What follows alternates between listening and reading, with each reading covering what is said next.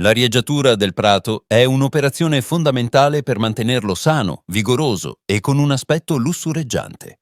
Immagina il tuo prato come un organismo vivente che respira attraverso il terreno. Nel tempo, il calpestio, l'accumulo di residui organici, come erba tagliata e foglie morte, e la compattazione del terreno possono soffocare queste vie respiratorie. Ecco perché l'arieggiatura è così importante. Migliora la circolazione di aria, acqua e nutrienti. Creando piccoli fori nel terreno, l'arieggiatura permette all'ossigeno di raggiungere le radici, all'acqua di penetrare più facilmente e ai nutrienti di essere assorbiti in modo efficace. Un terreno compatto ostacola questi processi vitali, rendendo l'erba debole e più suscettibile a malattie e siccità. Riduce il feltro.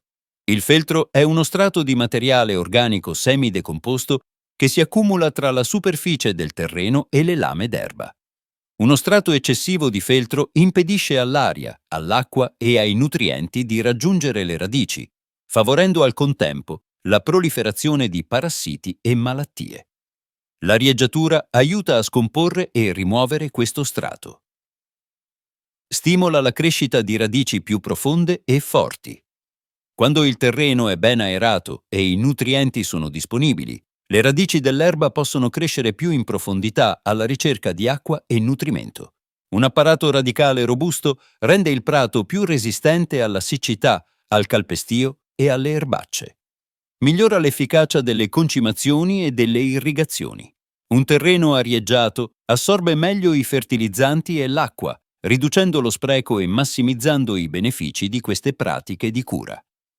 Favorisce un prato più denso e uniforme. Un prato sano e ben nutrito è più folto e resistente alla comparsa di zone diradate o spoglie, creando un tappeto erboso uniforme e attraente. Da Giardiniamo a Rovigo trovi una vasta gamma di articoli per la cura del tuo prato e giardino.